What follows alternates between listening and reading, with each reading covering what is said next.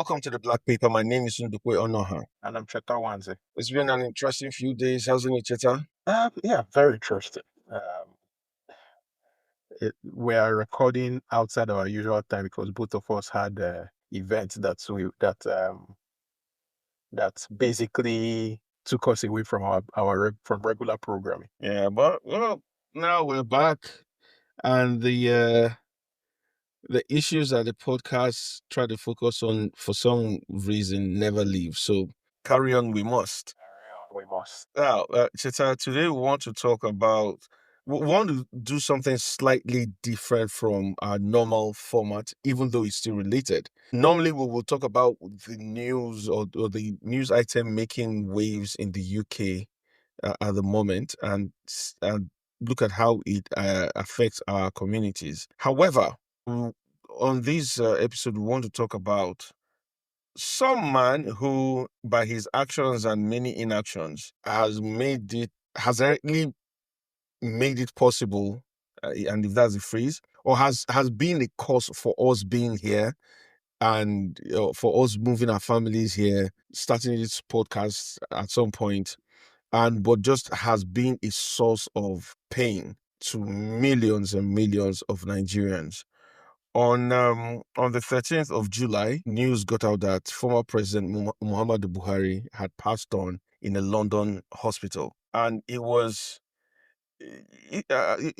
wasn't necessarily a shock, because if there was one thing that Buhari had become known for, other than the scandal at some point of whether he had been replaced, he was always spending more time in hospital than he did spend behind his desk as president. So when this eventually happened, people went surprised. On the contrary, it unleashed a wave of online comments, online memes, and within the Nigerian community here, it brought viscerally again to the fore why people decided to leave their homes, move thousands of miles to the UK, and almost start afresh. And today we just want to talk about, for some they did start afresh. For a few others, they had better lucks. The vast majority started afresh. Vast majority, yeah. But I'll first of all, I would like us to talk about just the man, but also then look at the trend, as it were, of African leaders seeing their position of leadership as a means to use the country's resources to take care of their many personal issues. So over to you, Cheta. Buhari died. What does that mean? Or what did that feel like to you? For me, it was a matter of complete indifference. I mean, all of us must die. Me who is speaking, you who is listening, the people who will be listening to this, we will all die one day. It's non-negotiable. So I think the first thing that's got to me, because I had initially decided to just pretend like it didn't happen, move on. Because let's face it, he was a bad president. The outcomes for Nigeria were terrible from his 8 years. Um, but when I started seeing reactions, people trying to shut people down who were talking about his misrule, because that's what it is. That was when I said, no, I have to lend my voice. So I wrote 2 articles. One of them focusing on his actions. They got published in Nigerian media, and then the other one, I mean, both of them got published in various Nigerian media. But the first one focused on the outcomes of his presidency, and the second one focused on what we are really talking about today, which is this penchant for a lot of African leaders to not do anything while they're in office and then end up dying abroad, which is extremely sad. But first, about the man Buhari, I don't think I'm being hypocritical. My condolences to his family. When someone who is in your family dies, it's a tragedy for you. So I would wish them well. But having said that, that is me being human. Now, let's talk about Buhari, the leader. Here are facts about Buhari's presidency. Buhari became president in 2015. And I think it's important to point out that he was military leader of Nigeria from 1984 to mid to 1985. He was an economic disaster. But if you want to stretch things and be fair to him, in that first stint. The economy was already tanked when he came into office. However, when he came into office in 2015, the economy was buoyant, admittedly on the downward. It wasn't a downward spiral yet. It was slowing down because the commodities boom that had fueled a lot of growth had come to an end. Now, smart management would have meant that we would have been able to ride out that the end of that commodities boom and then be in a better position. Instead, he resorted to autarky, he resorted to bad economic um, uh, management, and his sheer arrogance meant that things really fell apart for Nigerians. You had a situation where, um, at the end of Buhari's presidency, GDP per capita for Nigerians had fallen by 38%. When he came into office, it was about $2,600 per person. By the time he was leaving, it was $1,600. We had two recessions during his presidency. Inflation doubled, whereby inflation was single digits when he was coming into office. By the time he was leaving, inflation was about 25%. Oil production dropped by 30%, and that was a security issue. This is somebody who was elected on supposedly strong security credentials, but oil thefts ramped up during his presidency. Unemployment tripled. Unemployment tripled. It was 10% thereabouts when he came into power. By the time he was leaving, it was 33%. The healthcare sector collapsed basically. A lot of doctors left the country. We actually watched the doctor to patient ratio drop from one doctor to 4,000 patients to one doctor to 9,000 patients by the time he left. And then education. The education thing is extremely tragic because think about it this way. As of 2010, we had 20 million children out of school. By 2015, it has come down to 10.5 million. By the time he was leaving, it was still about 10.5 million. So he did nothing to reduce that statistic. And I think that's a very important statistic because look at it this way.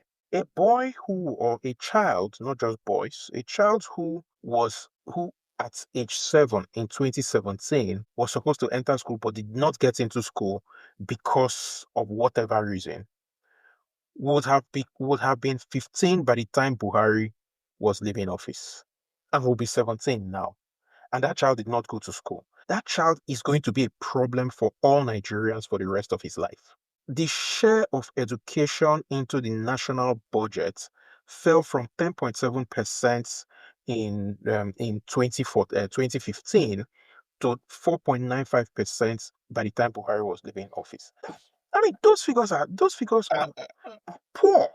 It's And appalling. it's interesting what you've said about the child who was not educated due to the policies of people like Buhari. Because on one hand, or not on, it does seem that one continent or one country's bad leader is another country's gain, as it were, because what happens, you can draw a line between the child who has had no formal education, which means they have no employment chances in the formal sector. And that means their only other avenue for taking care of themselves and to some extent their immediate family would be to, as we'll say in the case of Nigeria, enter the streets. There will be a menace. And then people who are living in the shadow of this menace, because again, remember, it's not just the schools that have not been that have been underfunded. You're talking schools, you're talking hospitals, you're talking police, you're talking public institutions in general. And if there is no police or properly funded police to take care of the menace of this child who has sought alternative street employment, if you put it that way, in order to fend for themselves, you're thinking to yourself, what am I doing here? If the education sector is not funded, that means your child, even the private school, if you're rich enough to send your child to a private school, the products of other institutions are supposed to teach your kids and have not been properly trained. So at the end of the day, bad leadership touches everyone, and that means people like you, people like me, we leave, we come to places like the UK, where we are then burdened all over again with starting our lives from scratch. And you can draw this all back to leaders like uh, Buhari, for Nasibe, all these people who have just been who led terribly, if they led at all, but then found enough money to die in hospitals abroad. They have, it's sad. But even sorry, because I know you want to, but even talking about the hospitals abroad, because when you look at the hospital where this man died, the London clinic, that they charge anywhere between 1,200 to £2,000 per night for a standard room. Now, no self-respecting African leader stays in a standard room. They stay. And that's particularly now with respect to Muhammadu Buhari himself, that is one of the tragedies. Harry Courts, if they gave the impression that it was deliberately cultivated of an austere man who didn't, who was not frivolous with money. But think about it. Buhari joined the Nigerian army in 1961, if memory serves me, and not long after he was sent off to Sandhurst, and he was basically paid for by the Nigerian state for all of his natural life after that. Think about it this way. He joined the army in 1962, actually, and he died in 2000 in 2025. That's 63 years thereabouts. He went to Mons Cadet School. He went to the U.S. Army War College. He was governor of the northeastern states. He was involved in NNPC. He was Federal Commissioner for Petroleum and Natural Resources, essentially Minister of Petroleum and Natural Resources. This was in the 70s. And then we transited back to the to civilian rule under Shehu Shagari, he was pretty high up in the army. He was the commandant of I've forgotten the name of the exact division. But I mean he got famous in for so this was third division. Yeah, he was the general officer commanding for third division, and got famous um for chasing rebels into all the way into Chad, and despite the order given by Shehu Shakari for him to withdraw. And then he became head of state in 1984. And because of this thing that we have in Nigeria of essentially taking care of former heads of state, even if they subverted the will of the people to come into power, we all the people who became head of states by virtue of coup plotting in Nigerian history have been taken care of till the day they die by Nigeria. We have this misnomer Council of States where Shagari was sitting and the Buhari and Babangida that overthrew him were also members. We had this thing of this Council of State that Buhari was sitting and the Babangida who overthrew him was also a member. We had this Council of States where Gowon was sitting and the Obasanjo who took part in overthrowing him was also a member. It's ridiculous. So Buhari lived for 63 years on the largesse of Nigeria, and he died as a result. He died in the lap of Nigeria's largesse. Yet he left nothing behind. That's for the betterment of. Let us even take the parochial. Buhari was accused with quite credulously of being an ethnic supremacist. What did he leave for his people? Because I wouldn't be so pained as for someone who is seen as an ethnic supremacist if his people generally, in Buhari's case, the Hausa Fulani people, benefited from him. But did they? The answer is no. Look at human development indices in Nigeria. The worst outcomes that you can find anywhere in Nigeria are in Buhari's homeland. Buhari is part of the country. So what was the point? And it's quite interesting talking about the state taking care of these people by virtue of them either by the book or not having been Nigerian leaders. And I say that because at the same hospital where Buhari died, we also had the former head of state, Abdulsalami Abubakar, being who was in that place, who was admitted to that hospital at the same time. Now, again, on the bill of the Nigerian state, and it's become a pattern. But it's not just hospitalization. It's not just the health related concerns. At any given time, there are family members of the Nigerian political elite in institutions here. They're either living here or they're going to school here. Just last week, former President Jonathan's uh, daughter, I believe, graduated from a university, or was reported to have graduated either last week or 2 weeks ago, and that is the same. Some time ago, it was Wiki. There are reports in the media of President Tinubu's daughter having bought a house for millions at the age of 22. It just goes on and on.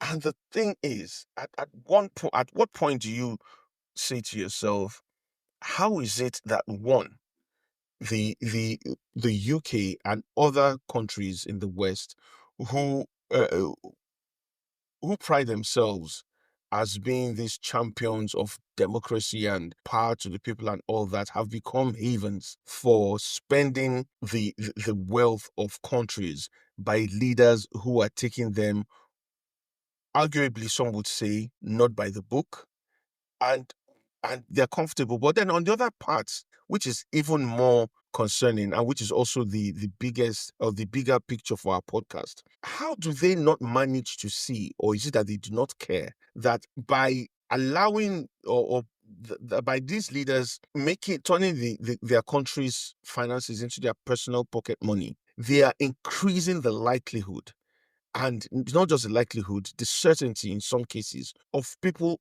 upping and leaving their countries and coming to places like the UK to make it home because they just can't leave where they're from. And then this controversy around migration, there are too many people coming here, carries on. And who said I can't say it? So that's a question. So they don't care then? It's the business model. Mm. There's something that I have said in at least two or three, or definitely at least two episodes, probably three of our discussion, where I've said that our countries, unfortunately, are poorly constructed countries. They were poorly constructed for a reason, and I think that's the huge paradox of Africa, especially. You have some of that irony in especially Southeast Asia, but it's not as intense, probably because they were geographically more distant from Europe during the colonial era, probably because they had longer histories of colonialism, or probably because they had, in some cases, they had some sort of coherent cultural thing resembling a nation state before colonialism began to eat deep. I mean, it's complicated. The reasons are complicated and plentiful, and would be beyond the scope of this discussion. Having said that, a fundamental problem, because we have so many fundamental problems. So one of the fundamental problems of your average African country is that we haven't recovered from 1884. um, I know that a lot of people do not like it, and have a lot of sympathy with their arguments that when you say you want to blame colonialism for our problems, but it is the foundational problem. Um, when you had, so imagine a situation, think of Belgium in Europe. Belgium as a country is in permanent political gridlock because the people from Flanders and the other guys cannot get together. Now, cannot get along. Think of Spain and the fact that Spain consistently has political gridlock because the Basques, the Catalans want to leave. Now, consider your average garden variety African country and multiply those issues by serious factors. A fundamental issue, and I'm using that word fundamental again, a significant issue in so many African countries, and Nigeria is probably the ultimate expression of that, is that these countries were designed specifically to knock the heads of the people together so that European colonists could rule, quote and unquote, in peace. And our original thing was that we did not come together after 1960, and I'm talking of not just Nigeria now, the African continent. Our original thing was in 1963 when we formed the Organization of African Unity and decided to keep these artificial borders. Because in keeping those artificial borders, we kept the systems that those borders engendered. And one statistic that's I saw when I was doing my master's like, some years ago was, and it stood out at me. Since 1960, as of that time, this was 2021, there had been 108 wars there had been 116 wars on the African continent. 108 of those were within national borders, while only 8 of those crossed borders. That statistic is very jarring because it tells you the fundamental contradiction of an African society. So, because we replaced the model where the society was designed to serve to serve a very narrow European elite, we simply replaced that narrow European elite with an African elite. So it's no surprise that your garden variety African leader he's more concerned with acquisition of wealth in the motherland, the metropole. Yeah. Think of so Lugard as an example in the case of Nigeria, spent a significant amount of his time in the UK. Nigeria was designed to be extracted from and give them comfortable lives in the UK. Yeah. That is the model that our leaders have more or less pursued since 1960. And again, it's so starting with Leon Umba from Gabon, who died in France. 67. 67. Then I'm going to remove Kwame Nkrumah because even though he died in Romania, it was on he was in exile. It was enforced. But then you think of Sekou Touré, for example, who died in 84 in the US. You think, okay, Ahidjo had been deposed, but again, same thing, kind of like Buhari, he was out of power, but he died outside his country. Omar Bongo. Bongo, Hastings Banda, well, I won't call it Idi Amin, but you called them earlier. Zenawi. Zenawi, Umar Bongo. The list is endless. It's almost like a retirement You home. had one situation where the president, I think it was of Malawi, was being flown to South Africa for treatment. He died en route, and they did not announce his death for 4 days because they were trying to prevent his vice president from coming to power. Very similar to what we had with the Yaradua case in Nigeria. Yes, yes. So for me, is that statistic of when you have 4,000 patients per doctor in Nigeria, falling to 9,000 patients per doctor during the 8 years of Buhari. And remember that when Buhari was president, two of his health ministers openly antagonized doctors. Then the man ups and goes and dies in a foreign hospital. Let's hold that thought there, Cheta. When we come back from the break, let's just go for a break. When we come back, we'll talk about the wider implication for of this medical tourism and, as it were, medical leave to the afterlife and what that means for our communities here. That's fine.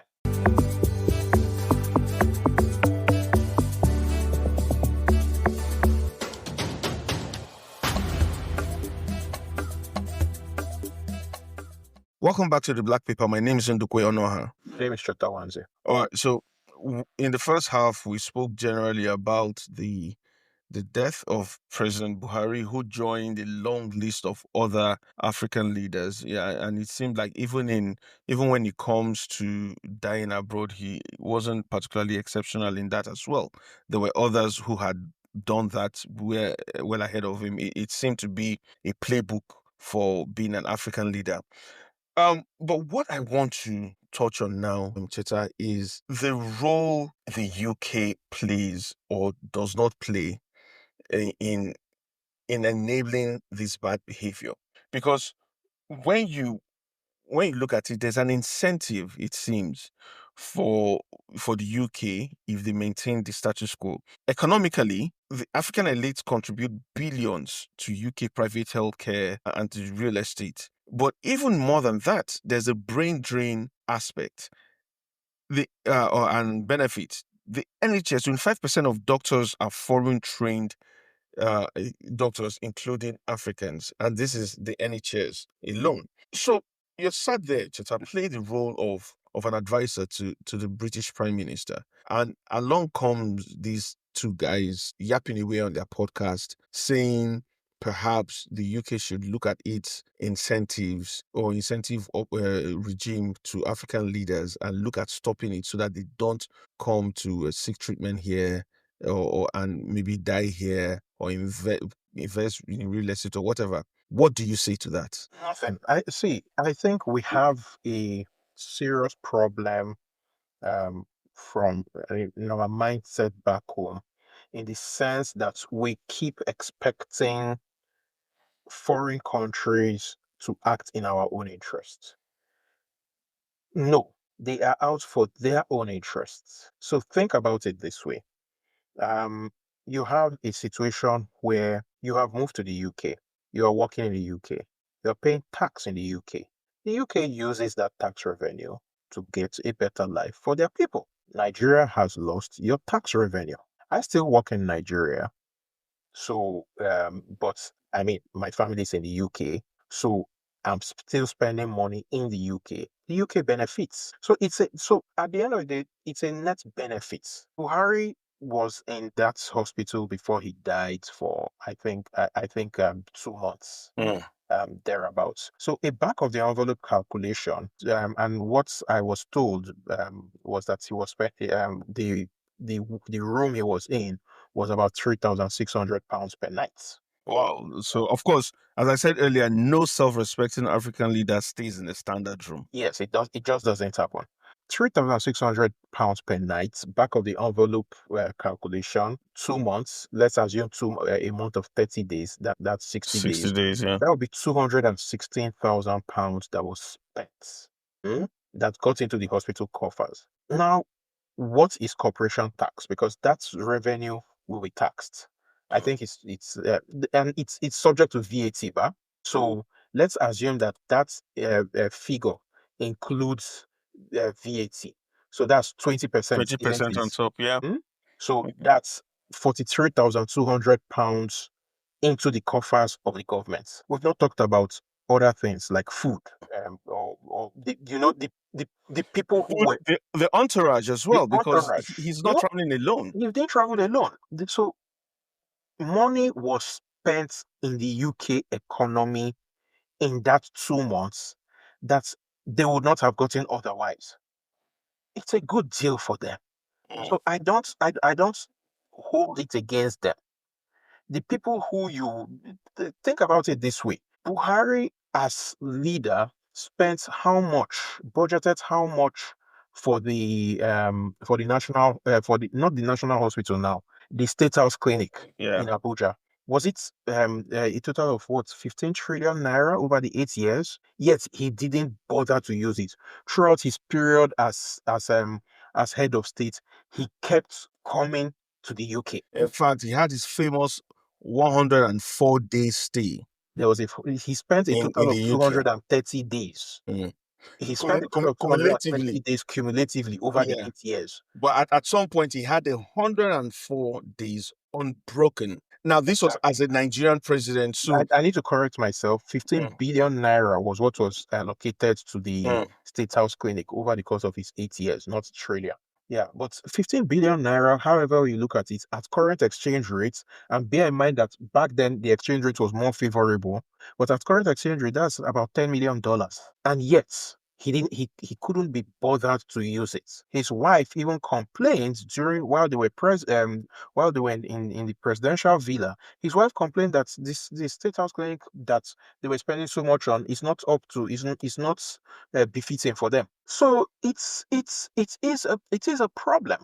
And then you had that shameful thing where his former spokesman, Femi Adesina, um, uh, came to Channels Television and said, "Oh, if Buhari had used the hospital in Nigeria, he would have died sooner." What does that tell you? So that then means in your role now, still speaking as your role as this advisor, as this fictional advisor to the UK Prime Minister, you're saying to them, double down because Yes, this is yes, over. it's a cash cow. Yeah, and this is just one person. This is Because just one person. think about it. In the past year alone, you've had this Buhari. There was a former Senator Anjoba. There were a few other elites from the country who sadly passed away in the UK um, healthcare system or hospitals. And if they are knowing them, they're not using the standards room. So an average of 2,000, 3,000 per night. That's good money. Of But course, but but but the thing is, then why does the UK make uh say anything at all about an example, Proceeds of Crime Act 2002, which is supposed to guard against this, which is this law that was enacted to ensure that people don't spend the money from the coffers of their country or any public money in the UK. It's been in effect for how long? But when you look at just how this has been enforced against any say African leader, is a big fat zero. Why do we bother to have these laws? And me, and it's and no, sorry, sorry. And for me, it's to have okay. All these these laws. questions that you're blasting at me. The laws are for the laws are for you and me, regular people. When there's Right. a certain threshold that we will cross. I mean, think about it. Mobutu, who was theoretically under all sorts of sanctions, Mm, yet he still had property all over the place in Switzerland, in France. Paul Biya, who's been leader of Cameroon since before you were born. My apologies. Let me pull that mm. age rank for you. Paul Biya, who has been leader of Cameroon since before you were born, has all sorts. I'm saying, in short, he lives more than half his time in the south of France, shares that time between Switzerland and France, and then visits Cameroon on occasion. He's running at 92 years old. He's running for another term, and he's having a nerve to tell the people, "Let us." What was the phrase that they used? Let's. I'll have to search to find it, but it outraged me when I saw it. Basically, something along the lines of um, uh, something equivalent to change. That was the mantra under which Buhari came to power in Nigeria. So it's again, yeah. I mean, yes, the Western countries have their share of the blame. They constructed the current system in Africa, but it's good business for them at the end of the day. So I'm not looking at it from the viewpoint of morality or any of that. So the first thing that goes out the window when you start doing geopolitics for a living is any notion of morality. It just doesn't exist really. Oh It's yeah, man. about naked interest, and we've just Yeah. yeah, it's about naked interest, and we've just done a back of the envelope calculation to see how much just on hospital fees alone this UK hospital made from Buhari. Now think about it this way: At, concurrently, you had Buhari in hospital in the UK, you had Mm, Abdul Salam Abubakar in hospital in the UK. He was in hospital for 4 months. mm, He was admitted in February, March, April, May, June, and discharged in July. My apologies. He mm, was in hospital for 5.5 months. You had Mama Daura, who has been in hospital since March. Since March, I think. And I mean, and these guys, as you pointed out, will not be in the general ward. They will be in the highly specialized ward, paying significant amounts. That is tax revenue that the So UK will put to so good use. so when then, because again, of course, I'm not even coming at it from an angle of morality. When we're going into, as a student of history and international relations, one of the first things our lecturer said to us, one, on the first day of school, was, in politics there are no permanent friends or permanent enemies, only permanent interests. So of course the UK is looking out for its interest, which is the only constant thing there. But again, just a little pushback. So, right, you're not going to do this because it's the right thing to do. But if you're advising the prime minister that, look, this is one way to ensure you reduce by some measure migration, because if there's some sort of uh, investment in public services in these countries, perhaps Cheta and Ndukwe won't wake up and decide to come and make their home here. Would you still say, forget that What and you are just asking chase the for, money? what you're asking for is a long-term bit of advice. It's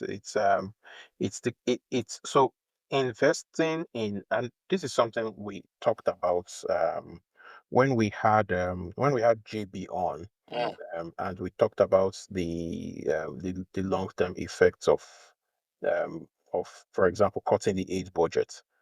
These are long-term things that are not sexy to voters.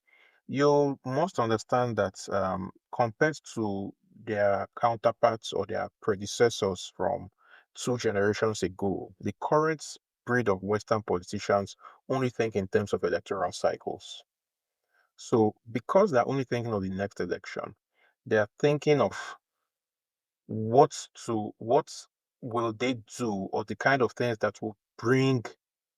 um, that will bring money into the coffers for them to pursue 1 or 2 pet projects that will make them look sexy in come election time. So think about it this way. And this is going away, making a slight segue away from this topic to broader geopolitics.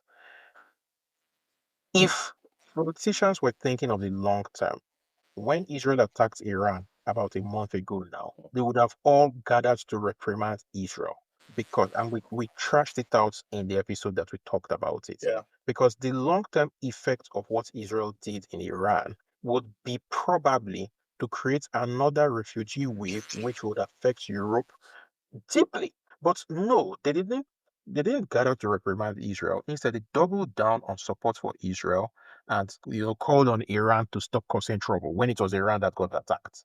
Mm. So again, they are thinking only of the next election cycle. And next election cycle, and thinking short, that's kind of short termism, encourages the kind of actions that will bring in funds now without thinking of the long-term effects. So again, a lot of doctors that I know, and I've written about this in the past, the set of doctors who graduated from the University of Benin, which is my alma mater, back in 2006, I think there were 98 of them that graduated.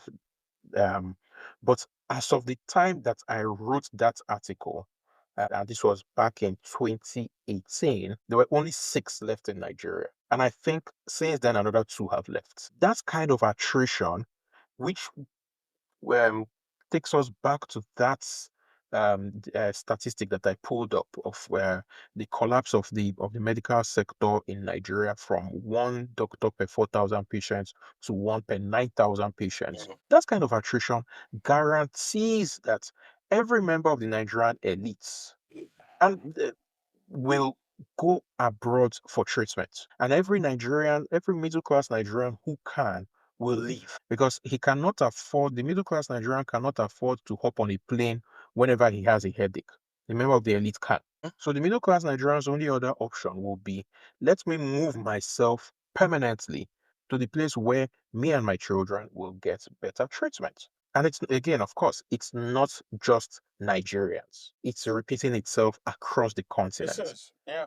And I mean, look at what's going on in Kenya at the moment. It's heartbreaking, and you look at it and you remember 2020, and you're like, my goodness, I hope the Kenyan military isn't as callous as the Nigerian military, who opened fire on their own citizens wrapped in the Nigerian flag. I can never ever get that image out of my head, or to just even Again, consider how again, it is that going back to the design, the Nigerian military, the Kenyan military, the Ugandan military, these armed forces were not designed to protect the country. They were designed as colonial occupation forces to put down insurrection. The Nigerian military currently has what, 35 active operations. Guess where all the operations are? South. Not no in Nigeria. They actually have more operations than enough. The point is the Nigerian military is having operations inside Nigeria, not outside. That tells you everything about the Oh country. yeah, but gone are the days when I remember back when we were in secondary school, and the Nigerian military was the toast of the African continent. In fact, the Because UN of peace, ECOMOG and all of that. yeah, but now you see, That was a blip. let's not talk about the military. Anyway, it still gives me chills to think that these guys that were highly respected would see it almost amounts to mutiny. You're shooting at your flag. Forget who's wrapped in it. Boy, the military is trailing their guns on the flag of the nation that they're supposed to hold their allegiance to. That's madness. And Again, it's the design. and again, talk about people trailing their weapons on their country, on the emblem of their country. I'm sure you've heard the latest track from our sister, who is permanently on a mad thing. This I at this point, I should bring you and Kemi together because you are no longer just playing occupation politics. oh Uh, no, see, I don't think I I, don't. I put it to you, Mr. Onoha, that if Kemi Badenoch was from the Labour Party, you won't be going so hard on her. Oh, no. See, now you know what? That I won't, because any Based on the look. pudding, No, hang on. When Kemi was chosen by her party to lead, I put out a tweet saying, "Look, we may not be from the same party, but I'm glad that at least you've managed to break this glass ceiling and carry on." But then the woman is on a it's almost as if she keeps setting herself a task to show that she can outdo the last stupid thing she has said. Because how on earth do you go on CNN and say your kids can't be Nigerian citizens because you're a woman? They were born Nigerian citizens by virtue of the fact that you are Nigerian. She should at least do her homework. I'm not going to legislate on Kemi Badenoch's faux pas here because you watch PMQs and it's basically reminiscent of a lot of what happens in PMQs. She doesn't do her homework. Doesn't. There was a point, a particularly embarrassing PMQ session where people actually started to ask the question whether her researchers were deliberately out to embarrass her. So this is not No, but Cheta, it's yeah, it's this like but it's like whichever you. way. How do you So not know that your children are I cannot citizens? resist the urge, Ndukwe, to come Anyway, after you a bit. of Yes, course. the Conservative Party Mm, has had women leaders, has mm, had minority ethnic leaders. Kemi happens to be a minority ethnic woman leader. The Labour Party, with the exception of Harriet Harman and Margaret Beckett, who were mm, party leaders for interim periods, the mm. Labour Party has not had a woman leader. And it definitely has not had a minority ethnic leader. So which of them is more representative? Oh yeah, answer. The face of it, the Conservatives have done more. I'm not gonna try and play So politics with that. so uh, No, so no, when hang are you on. going to No, try hang on. to They've done more uh, to show that people from minority backgrounds, on the face of it, can lead. But what they have also done is to put the worst possible people to lead. And in so doing, people like Kemi, they make us look terrible. So I would rather to be honest, I would rather not have Kemi there, make the rest of us look like we are unthinking, unprepared human beings, than have a person who does not know that her children, by the fact that she's Nigerian, already have automatic Nigerian citizens, and then go on air to claim that she's because a woman, again, trying to play that woman card. Meanwhile, a few months ago, she was in the comments making fun in a particularly undignified manner of another woman, Rachel Reeves, who for some weird reason was crying in the comments. However, she stood there and saying, "Oh, look at her. She looks terrible," or whatever she was saying. And I thought, But my goodness, that is undignified. did not show empathy towards Richard Reeves either. And that was a mistake as well. So I'm you playing will find, devil's advocate here. I know Now, you'll find in me somebody who's not going wait. to No, say, let's get something right. yeah. Because I think it's a very serious accusation that you have made, saying that the conservatives deliberately promote the worst minority Oh, ethnic. no. So no, They had what I said, someone like they what had I said, someone like Bim Afolami, no, Cheta, what I said, and he no, didn't Cheta, come out to run for Cheta, hang party on. leader. What I said was that yes, they have put this minority, but on the other hand, sadly, also the worst. I'd rather have not have the worst of the lot representing us. And wait, Yeah, think, but this worst of the lost, as you call them, they are the ones who stood up to be counted when it was time to come out for leader. I mean, think about it. And I wouldn't go so far as to call Rishi Sunak the worst. He's also minority ethnic. well, Rishi might have had his own problem, but I I think personally, Rishi's own problem, simply put, is that he was just a very rich kid out of touch. That's I, it. But I think that and I think he fundamentally had, he's a and decent human being. I think so, and I think he had people in his team who just screwed him over because a few of the The decisions. Conservative Party generally have become a party that they were bringing out knives. I so again, But think of I'm the not. people. Let Look me at get James one thing straight. cleverly. Look at James cleverly. Someone who, again, it does my head in. You start negotiating to give back the Chagos Islands, and then when you're out of office, you conveniently forget one that you started that negotiation, and also then even more worrying start coming out against the country relinquishing its last colonial stronghold. It's mind-boggling. You had Kwasi Kwarteng who sat down, somehow thought it was a good idea to write a full article saying it's not my place to defend black people because I am black. Where do they get these people from? I think you're cherry picking. Am I? Yes, I just gave you a name, Bima Folami. Hmm. So the question I asked, which you have conveniently avoided, is why Mhm. didn't he stand up to be counted? Why haven't you stood up to be counted within the I, Labour Party? I stood as a councillor. I've been elected as a councillor. I'm a cabinet member. So when are we going to I see was. you? When are we going to see you in Parliament? Do I have to go to parliament to be able to represent or to be able to say to be able to not come Challenge out to and the say my Labour children? Party, because at the very least, Mm, Tunjukwe, the mm. Conservatives have put forward they've put forward representatives of minority ethnic groups, and they've put forward women. You And guys in Labour, you mhm, are here sitting down telling, oh, that they put forward the worst. mm. But be aware, the- And that's a good question. And again, so Diane Abbott, for example, so mm, many people spend so much time trying to bring her down. She may have had some verbal diarrhea, but mm. the party fails to to back her up. What they call it? When Rachel Reeves was crying, the prime minister failed to back her up. Just Yes.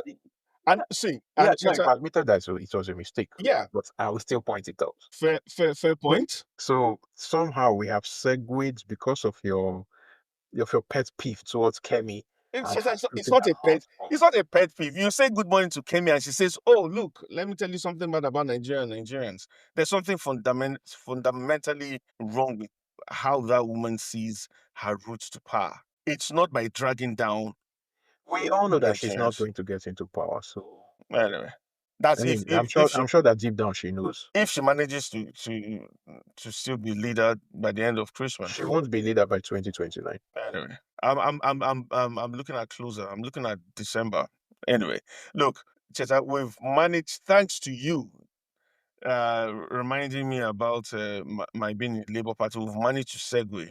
I'm going I to. wasn't the one who brought up the segue. You were the That one. that's my that's my story, and I'm I had sticking to it. promised myself that since we were talking about bad African leadership and all of them coming to die in hospitals in the West, that there wasn't an opening for me to talk about you in the Labour Party. You now went to use your hands to bring Kemi driving rough with her mouth and give me every incentive to talk about your Labour No, Party. we're talking about bad leaders. If there's ever a bad African leader, whether she believes she's African or not, that is one example. Well, if we have to take, let me again play the devil's advocate. If we have to take many African traditions Mm. into and a majority, her children belong to Hamish Badenoch. Oh yeah, but again, if we're looking at the Nigerian constitution, by the fact that one of Or is it Decree 28 of 1998? no, but by That's we call it constitution. aha, by looking at that,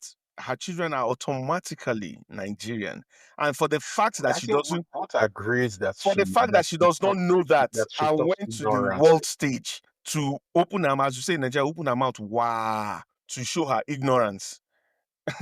She should not even be able to run a council. On a more serious note, Yeah. Kemi Badenoch, very unfortunately, has shown that she's not worthy of the position that she currently occupies. She's somebody who was elevated beyond her capacity, and I mean, basic research. This has been a recurring issue in PMQs.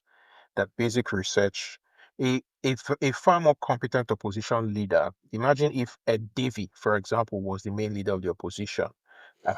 He would have torn Keir Starmer to shreds a long time ago.